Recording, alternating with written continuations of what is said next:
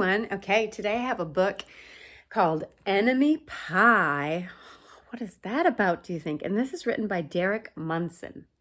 Enemy Pie. Maybe you've had pie, blueberry pie, strawberry pie, chocolate pie, pecan pie. But enemy pie?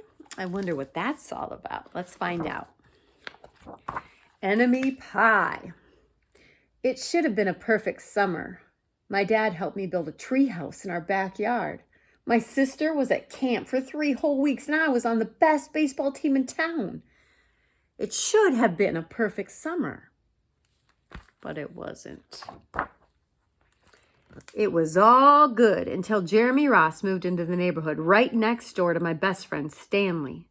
I did not like Jeremy Ross. He laughed at me when he struck me out in a baseball game. He had a party on his trampoline, and I wasn't even invited, but my best friend Stanley was. Jeremy Ross was the one and only person on my enemy list. I never even had an enemy list until he moved into the neighborhood, but as soon as he came along, I needed one. I hung it up in my treehouse where Jeremy Ross was not allowed to go. Dad understood stuff like enemies. He told me that when he was my age, he had enemies too, but he knew of a way to get rid of them. I asked him to tell me how. Tell you how? I'll show you how, he said. He pulled a really old recipe book off the kitchen shelf. Inside, there was a worn-out scrap of paper with faded writing.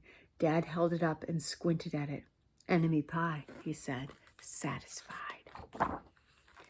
You may be wondering what exactly is an enemy pie. I was wondering too, but Dad said the recipe was so secret he couldn't even tell me. I decided it must be magic. I begged him to tell me something, anything. I'll tell you this, he said. Enemy pie is the fastest known way to get rid of enemies. Now, of course, this got my mind working. What kinds of things, disgusting things, would I put into a pie for an enemy? I brought Dad some weeds from the garden, but he just shook his head. I brought him earthworms and rocks, but he didn't think he'd need those. I gave him the gum I'd been chewing all morning. He gave it right back to me. I went out to play alone. I shot baskets until the ball got stuck on the roof. I threw a boomerang that never came back to me, and all the while, I listened to the sounds of my dad chopping and stirring and blending the ingredients of enemy pie. This could be a great summer after all. Enemy pie was going to be awful. I tried to imagine how horrible it must smell, or worse yet, what it would look like. But when I was in the backyard looking for ladybugs, I smelled something really, really, really good. And as far as I could tell, it was coming from our kitchen. I was a bit confused. I went in to ask Dad what was wrong. Enemy pie shouldn't smell this good, but Dad was smart. If enemy pie smelled bad, your enemy would never eat it, he said. I could tell he'd made enemy pie before. The buzzer rang and Dad put on the oven mitts and pulled the pie out of the oven. It looked like a plain old pie.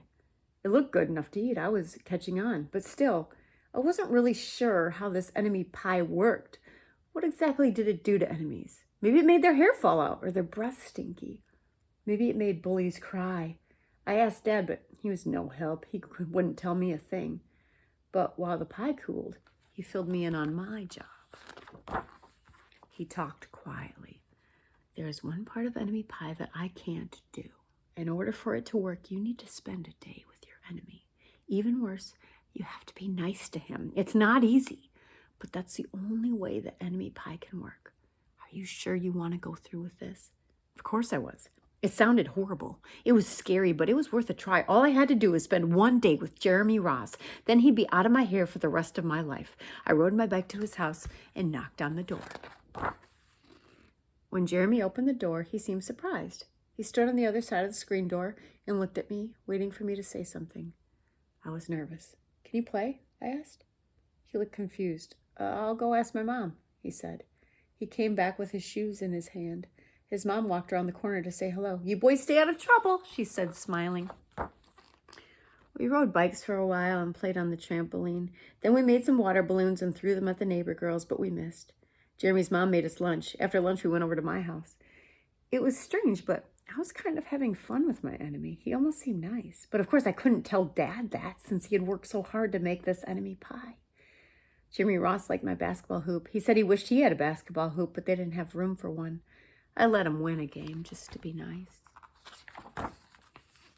Jeremy Ross knew how to throw a boomerang. He threw it and it came right back to him.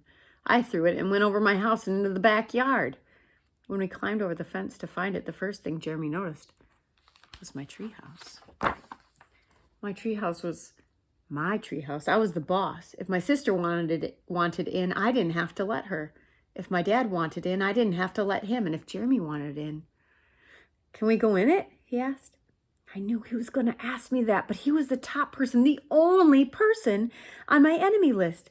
And enemies aren't allowed in my treehouse, but he did teach me to throw a boomerang, and he did have me over for lunch, and he did let me play on his trampoline. He wasn't being a very good enemy. Okay, I said, but hold on. I climbed up ahead of him and tore the enemy list off the wall. I had a checkerboard and some cards in the treehouse, and we played games until my dad called us down for dinner. We pretended we didn't hear him, and when he came out to get us, we tried to hide from him, but somehow he found us.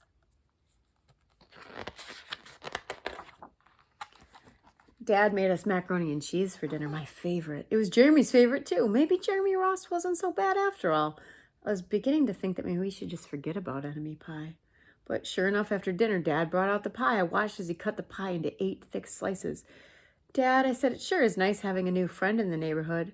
I was trying to get his attention and trying to tell him that Jeremy Ross was no longer my enemy, but Dad only smiled and nodded. I think he thought I was just pretending.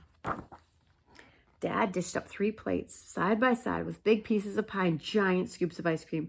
He passed one to me and one to Jeremy. Wow, Jeremy said, looking at the pie. My dad never makes pies like this. It was at this point that I panicked. I didn't want Jeremy to eat enemy pie. He was my friend. I couldn't let him eat it. Jeremy, don't eat it. It's bad pie. I think it's poisonous or something. Jeremy's fork stopped before reaching his mouth.